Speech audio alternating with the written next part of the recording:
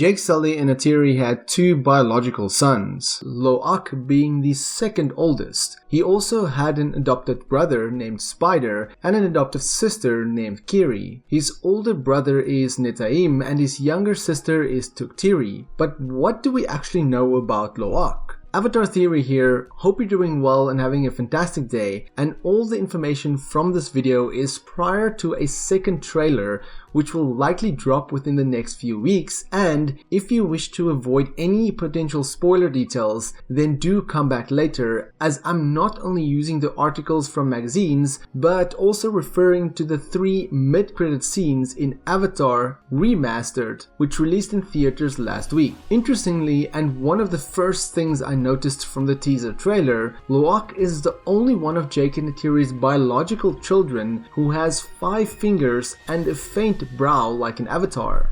He definitely shows the most in the teaser and will likely play a big role much later on. In the article of The Way of Water during the Empire magazine August issue, they stated the following about Loak. Quote, Loak, another of Jake Sully's kids, is at the heart of one of The Way of Water's key storylines. His tender friendship with a Tulkun, a sentient whale-like creature named Payakan. It's a boy and his dog story, explained Cameron, but the dog is 98 feet long and weighs 15 tons. End quote. They continue to talk about the emotional relationship Loak has with Payakan, and they even mention the part where they first meet, stating that Payakan says with all of his body that he just wants to play, almost like a puppy, which I think is the scene where Loak swims upside down with Payakan. You can even see a part in the mid-credit scene which focuses on Loak, where Payakan swims around in a circle in excitement,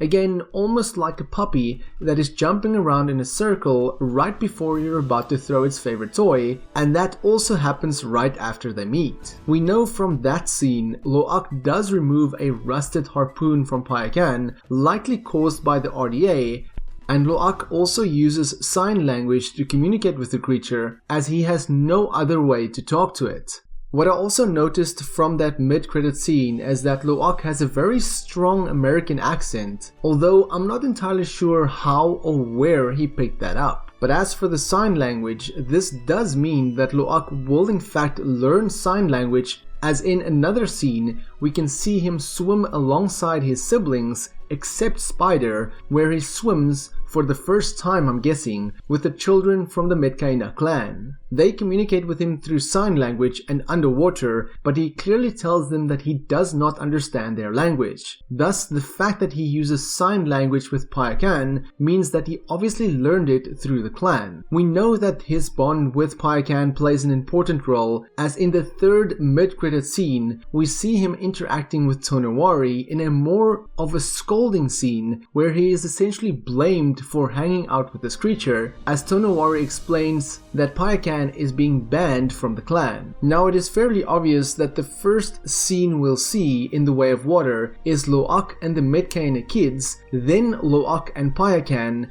then finally Loak and Tonowari. Interesting that Loak is featured in all 3 of these scenes. How and why Loak wakes up on the Tulkun remains a mystery, but considering that the 4th Avatar movie might apparently be called the Tulkun Rider, heavily implies that Loak will eventually bond with Payakan and they will form a strong and emotional connection, one which will likely leave all of us in tears if something had to happen to Payakan. I do feel that Loak's story will be somewhat of a coming of age story, not really knowing his place in this world and then finding peace and belonging through the ocean, and he will likely form a romantic connection with Tiraya, the daughter of Runal and Tonowari, leaders of the Metkayina clan. Considering that Jake and Neytiri might be seen as more of an outsider, as we still don't know yet why they went to the Water Clan, this might cause friction, and the scene of all of them swimming together, I feel, is like them doing something they're not supposed to do,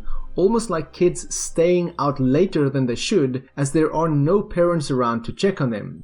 During that one mid-credit scene, you can also see and hear Loak's tone towards Tonowari when he tells him that Payakan is a friend and not a threat. Even Jake felt that he might have to jump in and ask for forgiveness, as he knows how much of a presence Tonowari has. Again, like a kid trying to prove himself, find his own feet and carve his own story. Loak will certainly play a big role in The Way of Water, as well as the future Avatar movies, but where his story will go is up for discussion.